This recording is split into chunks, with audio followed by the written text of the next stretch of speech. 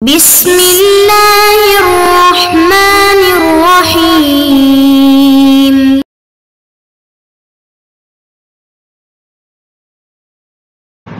اعوذ باللہ من الشیطان الرجیم، بسم اللہ الرحمن الرحیم۔ عزیز طلباء کرام، السلام علیکم ورحمۃ اللہ وبرکاتہ۔ امید ہے آپ سب خیر و عافیت سے ہوں گے۔ جواہر البلاغہ حصہ دوم، سبق نمبر 59۔ جیسا کہ آپ عزیزان جانتے ہیں، پچھلے درس میں ہم نے معنی کے اعتبار سے کنایہ کی جو اقسام تھی اس بارے میں بحث مکمل کی۔ آج کا جو درس ہے یہ وسائط کے اعتبار سے اور سیاق کے اعتبار سے کنایہ کی جو اقسام بنتی ہے، کنایہ کی جو تقسیم بندی ہے، وہ ہم آج کے درس میں پڑھیں گے۔ وسائط یعنی جو معنی آپ بیان کر رہے ہیں اور جو آپ لفظ، جو صفت آپ نے کلام میں ذکر کیا ہے، ان دونوں کے درمیان کتنے واسطے ہیں یہ دیکھا جاتا ہے، اور ساتھ یہ کہ سیاق کلام کو دیکھا جاتا ہے۔ سیاق کا مطلب کیا ہے؟ سیاق یعنی ایک جملہ ہے، اس کے آگے پیچھے جو جملات ہیں، اس کے آگے پیچھے جو کلام ہے، اس کو دیکھا جاتا ہے کہ درمیان میں اس جملے کا مطلب کیا ہے۔ یہاں پر یہ جملہ مثلا بطور کنایہ استعمال ہوا ہے، تو یہاں پر مثلا اگر یہ نسبت ہے، کنایہ عن نسبہ ہے، تو یہ ذو نسبہ کون ہے؟ مثلا اگر کنایہ عن الموصوف ہے تو یہاں پر موصوف کون ہے، کہاں ہے؟ اس جملے میں بذات خود ذکر ہے یا نہیں، آگے پیچھے کسی جملے میں ذکر ہے۔ تو سیاق و سباق کا مطلب یہ ہے کہ جو جملہ بطور کنایہ ہم لے کر آ رہے ہیں، یا جس جملے میں ہم بطور کنایہ کسی لفظ کو لے کر آ رہے ہیں، اب اس سے آگے پیچھے کے جو الفاظ ہیں یا اس سے آگے پیچھے کے جو جملات ہیں وہ اس کے سیاق میں آتے ہیں۔ وسائط اور سیاق کے اعتبار سے کنایہ کی تقسیم۔ وسائط اور سیاق کے اعتبار سے کنایہ کی چار قسمیں بنتی ہیں۔ وہ کس طرح؟ وہ اس طرح کہ یا کنایہ تعریض ہوگا اور یا غیر تعریض ہوگا۔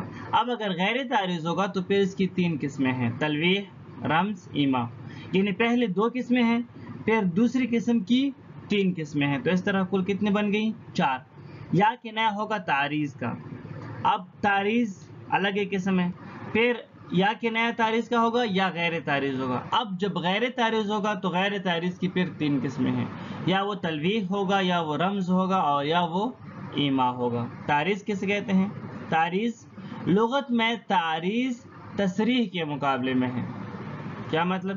یعنی جب آپ کسی بات کو واضح طور پر بیان نہیں کرتے تو اس کو لغت میں تعریض کہا جاتا ہے، تصریح کے مقابلے میں استعمال ہوتا ہے۔ اصطلاح میں تعریض کا مطلب کیا ہے؟ اصطلاح میں تعریض سے مراد یہ ہے کہ جو بولا جا رہا ہے وہ مراد نہ ہو بلکہ مراد کچھ اور ہو۔ اب اس کا پتہ کیسے چلے گا؟ اس کا پتہ سیاق کلام سے چلتا ہے۔ کسی طعنہ دینے کے لیے ایسا کیا جاتا ہے، کسی کے اوپر طنز کرنے کے لیے، کسی کو چوٹ مارنے کے لیے، طعنہ دینے کے لیے ایسا کیا جاتا ہے۔ مثلا ابھی ایک مثال گزر گئی تھی نا، پچھلے درس میں ایک مثال گزر گئی تھی، خیر الناس من ينفع الناس۔ آپ کسی کے سامنے کہہ دیتے ہیں خیر الناس من ينفع الناس، کیا مطلب خیر الناس من ينفع الناس؟ یعنی سیاق و سباق سے پتہ چلے گا کہ وہ بندہ ایسا تھا کہ جب آپ نے اس سے گفتگو کی تو آپ کو اندازہ ہوا کہ وہ تو ایک مضر انسان ہے، وہ تو معاشرے کے لیے کوئی مفید اور منافع بخش انسان نہیں ہے، یا ان کے کاموں سے آپ کو پتہ چلا تھا کہ یہ بندہ تو مضر ہے، منافع بخش نہیں ہے، تو آپ اس کے سامنے اس کو چوٹ مارتے ہوئے کہتے ہیں کہ خیر الناس من ينفع الناس۔ اب دیکھو آپ بول کیا رہے ہیں؟ خیر الناس من ينفع الناس۔ مراد کیا ہے؟ مراد یہ ہے کہ آپ معاشرے کے لیے منافع بخش نہیں ہے۔ مراد یعنی کچھ بولا جا رہا اور مراد کچھ اور ہو۔ تلویح کسے کہتے ہیں؟ تو فرماتے ہیں کہ لغت میں دور سے کسی کو اشارہ کرنے کو کہتے ہیں۔ تلویح یعنی دور سے جب آپ کسی کو اشارہ کرتے ہیں تو اس کو کہتے ہیں تلویح۔ اور اصطلاح میں جو کلام کیا جا رہا ہو وہ اور جو اس سے مقصود ہو، ان دونوں کے درمیان جب زیادہ واسطے ہوں تو یہ کیا ہے؟ تلویح ہے، یعنی جو آپ بول رہے ہیں وہ اور جو آپ نے مقصد اس کلام سے لینا ہے. اب اگر ان دو کے درمیان بہت زیادہ واسطے ہیں، منتقل عن اور منتقل الیہ کے درمیان اگر زیادہ واسطے ہیں تو اس کو کہا جاتا ہے کیا؟ تلویح. وہ جو پہلے ایک مثال گزر گئی تھی نا، کثیر الرماد، مثلا زید کثیر الرماد، اب یہ کیا ہے؟ یہ تلویح ہے. کیوں؟ کثیر الرماد تو ہم نے بولا ہے، لیکن اس سے مراد کیا ہے؟ اس سے مراد یہ ہے کہ زید مہمان نواز ہے مثلا. اب ان دونوں کے درمیان کئی واسطے ہیں، زیادہ واسطے چونکہ پائے جاتے ہیں، تو اس وجہ سے اس کلام کو تلویح کہا جاتا ہے. دو اور بھی ہے، ایک ہے رمز اور ایک ہے ایما و اشارہ. رمز کا مطلب کیا ہے؟ لغت میں قریب سے کسی کو خفیہ طور پر اشارہ کرنے کو کہتے ہیں. یعنی آپ قریب سے جب کسی کو خفیہ طور پر اشارہ کرتے ہیں تو اس کو کیا کہتے ہیں؟ رمز کہتے ہیں.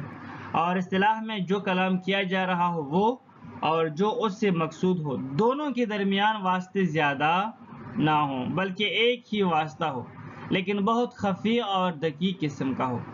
یعنی جو کلام آپ کر رہے ہیں وہ اور جو آپ کا مقصود ہے، ان دو کے درمیان فقط ایک واسطہ ہو، لیکن وہ واسطہ جو ہے بہت ہی دقیق اور خفی ہے، تو اس کو کیا کہتے ہیں؟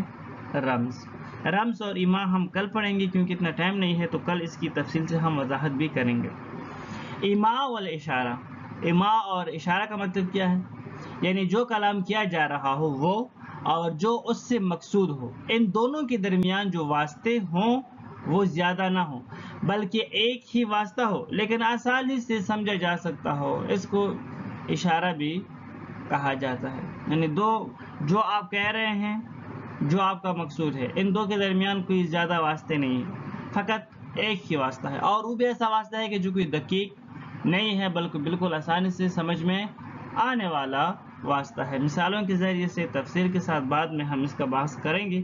ابھی کوشش کریں گے کہ آگے بڑھیں کیونکہ ٹائم ایسا نہ ہو کہ بہت زیادہ لگے. عبارت کی طرف آتے ہیں. اس سبق میں کوئی نیا مطلب نہیں ہے، وہی جو خلاصے میں بیان کیا گیا ہے وہی باتیں ہیں. آپ عزیزان کے لیے بہت ہی آسان ہیں. وتنقسم الكناية أيضا باعتبار الوسائط اللوازم والسياق إلى 4 أقسام: تعريض وتلويح ورمز وإيماء. فرماتے ہیں کہ وسائط اور سیاق کے اعتبار سے کنایہ کی 4 اقسام ہیں. کنایہ کو 4 اقسام میں تقسیم کیا جاتا ہے. بتایا تھا پہلے کہ پہلی 2 قسمیں ہیں، پھر دوسری کی 3 قسمیں ہیں. یعنی یا تو کنایہ تعریض ہوگا یا غیر تعریض ہوگا. اب جب غیر تعریض ہوگا تو یا وہ تلویح ہوگا یا وہ رمز ہوگا اور یا وہ ایما ہوگا. التعریض لغتاً. اب لغت میں تعریض سے مراد کیا ہے؟ خلاف التصریح. لغت میں تعریض تصریح کی خلاف ہے، یعنی صراحت کا نہ ہونا، وضاحت کا نہ ہونا. واصطلاحاً. اصطلاح میں تعریض کسے کہتے ہیں؟ ہوا ان یطلق الکلام ویشار به الى معنى آخر يفهم من سياق مع قصد طعن شخص معين او اشخاص معہودۃ به. اصطلاح میں تعریض سے مراد کیا ہے؟ تو فرماتے ہیں کہ جب کلام مطلق ہو، یا آپ آسان الفاظ میں کہیں ایک ایسا کلام ہو کہ بذات خود وہ جملہ اور اس کا جو مثلا لغوی معنی ہے یا جو اس کا معنی و مطلب بنتا ہے وہ مراد نہ ہو بلکہ کوئی اور معنی اس سے مراد ہو. اب ہمیں یہ پتہ کہاں سے چلے گا کہ اس جملے سے مراد کوئی اور معنی ہے؟ یہ جو آپ نے مطلق کلام کیا ہے اس سے مراد آپ کو کوئی اور معنی ہے، تو یفہم من سیاق.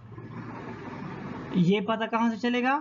سیاق کلام سے، کلام کے آگے پیچھے کے جملات سے پتہ چلے گا. ما قصد طعن شخص معین او اشخاص معہودۃ به.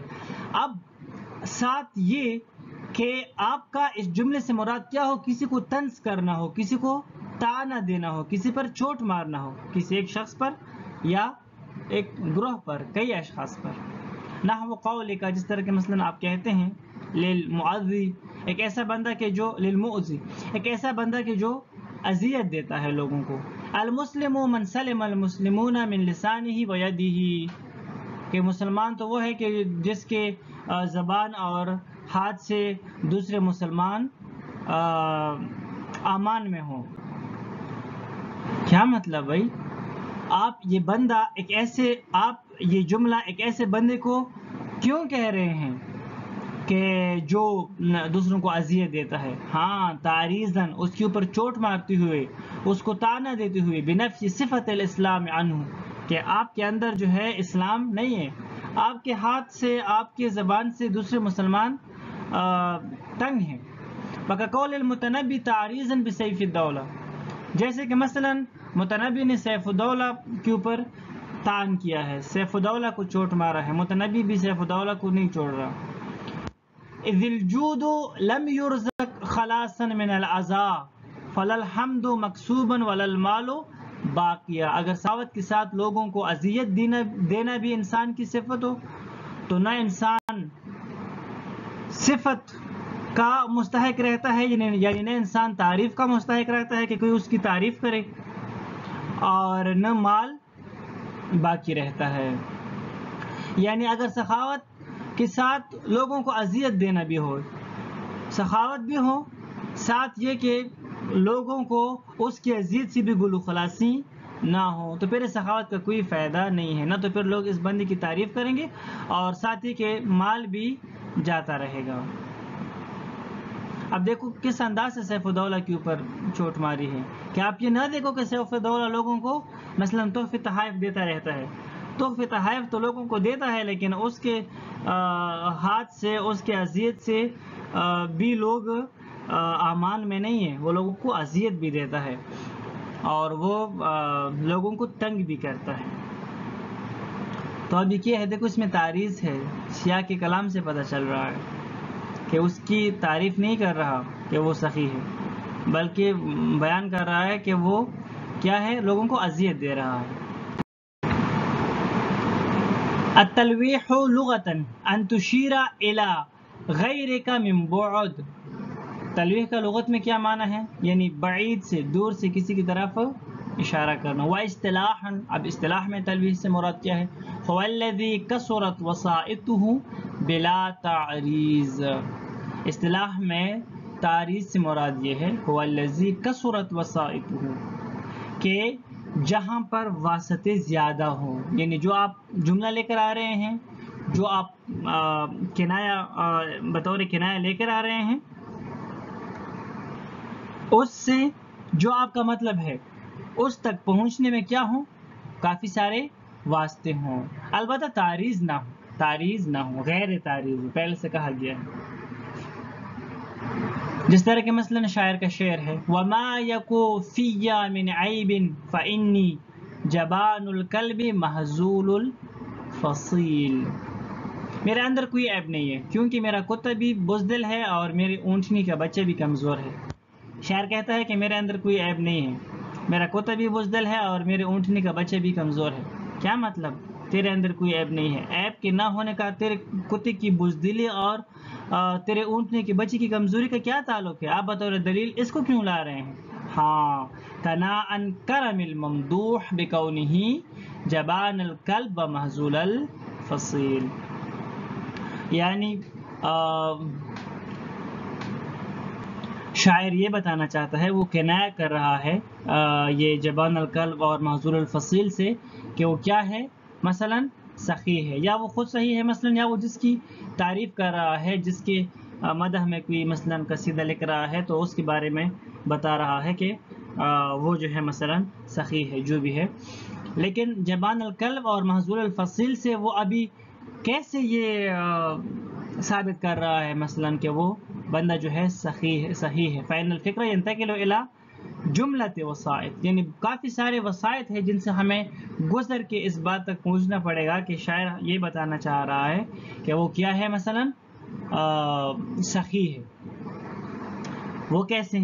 وہ ایسے کہ جب مثلا آپ کے پاس زیادہ لوگ آئیں گے، تو جب زیادہ لوگ آپ کے پاس آئیں گے تو آپ کا کتا جو ہے وہ دلیر ہو ہی نہیں سکتا، وہ بزدل ہوتا جائے گا، وہ لوگوں کے ساتھ رفتہ رفتہ عادی ہوتا جائے گا، وہ پھر کسی کے اوپر حملہ نہیں کرے گا. جب وہ لوگوں کے ساتھ عادی ہو جائے گا تو وہ پھر لوگوں پر حملہ نہیں کرے گا.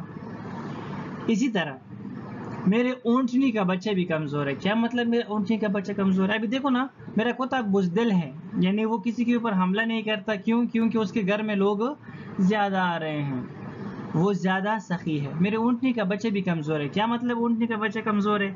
یعنی اونٹنی جو دودھ دیتی ہے وہ یہ بچے کو نہیں پلاتا، لہٰذا جب یہ بچے کو نہیں پلاتا تو یہ بچہ کیا ہو گیا؟ کمزور پڑ گیا. یعنی شاعر یہ کہنا چاہتا ہے کہ میں اپنے اونٹنی کے بچے کو زیادہ اپنے اونٹنی کی طرف نہیں چھوڑتا، وہ زیادہ دودھ نہیں پیتا، لہٰذا اس وجہ سے وہ کمزور ہے. اب یہاں پر سوال پیدا ہوتا ہے کہ جب اونٹنی کا بچہ جو ہے وہ زیادہ دودھ نہیں پیتا تو یہ دودھ پھر کہاں چلا جاتا ہے؟ ہاں، یہ دودھ پھر مہمانوں کو دیا جاتا ہے، سخاوت کی جاتی ہے مثلا اس کے ساتھ. تو اس طرح کئی وسائط ہیں کہ جن سے ہمیں اندازہ ہوگا کہ یہاں پر جو ہے کیا مراد ہے. آگے دو اور بھی ہے، وہ انشاءاللہ بعد کے درس میں. والسلام علیکم ورحمۃ اللہ وبرکاتہ.